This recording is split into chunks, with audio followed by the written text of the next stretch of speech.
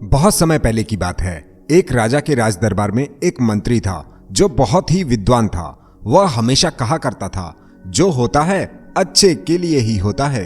एक दिन राजा अपनी तलवार के साथ अभ्यास कर रहा था, तभी तलवार उसके हाथ से छूटकर उसके पैरों पर गिर जाती है और उसके पैर की एक उंगली कट जाती है।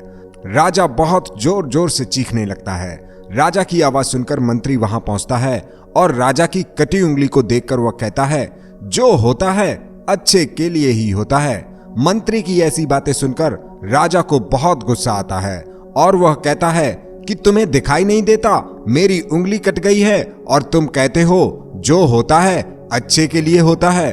मंत्री फिर कहता है, जो होता है अच्छे के लिए होता है। इस पर राजा को बहुत गुस्सा आता है और वह सैनिकों को बुलाकर मंत्री को कैद करवा लेता है। राजा मंत्री से पूछता है, अब बताओ मंत्री। मंत्री फिर कहता है, जो होता है अच्छे के लिए ही होता है। यह बात सुनकर राजा का गुस्सा और भी बढ़ जाता है।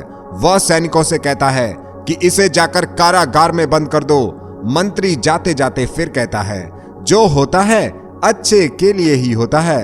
राजा सोचता है, कैसा मूर्ख मंत्री है, मैं इसको जेल में बंद करने की बात कर रहा हूं और यह बोल रहा है जो होता है अच्छे के लिए ही होता है।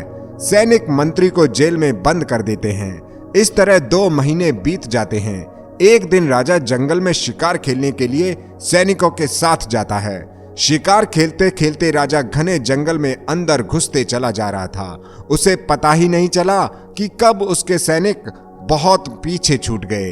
राजा ने जब पीछे मुड़ के देखा तो वह बिल्कुल अकेला था। राजा इधर उधर भटकते रहा। वह पूरी तरह से रास्ता भूल चुका था। तभी वहां आदिवासियों का एक झुंड आता है जो राजा को पकड़ लेता है और अपने कबीले में ले जाता है। वहां वो लोग राजा की बलि अपने देवता को चढ़ाने के लिए तैयारी करते हैं। वे बहुत ही प्रसन्न होते हैं कि उन्हें बलि के लिए एक इंसान मिल गया है। ढोल और नगाड़ों की आवाज पूरे जंगल में गूंजने लगती है।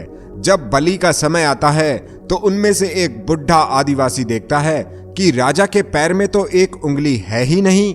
वह जोर से चिल्लाता है, रुको, इसकी बलि मत दो, इसके पैर की एक उंगली कटी हुई है। अगर हमने इसकी बलि दी तो देवता हमसे प्रसन्न होने की वजह क्रोधित हो जाएंगे, क्योंकि देवता को किसी ऐसे इंसान की बलि दी जाती है जिसके सभी अंग सुरक्षित हों।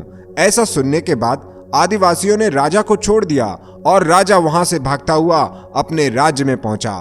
तुरंत ही राजा ने मंत्री को स्वतंत्र करने का आदेश दिया और उसे उसका मंत्री पद भी वापस कर दिया। जब मंत्री को उसका पद वापस मिल गया तब राजा ने उससे पूछा कि तुम ठीक ही कहते थे कि जो होता है अच्छे के लिए ही होता है। मेरे लिए तो यह अच्छा ही हुआ कि मेरी उंगली कट गई, नहीं तो आदिवासी मेरी जान ले लेते।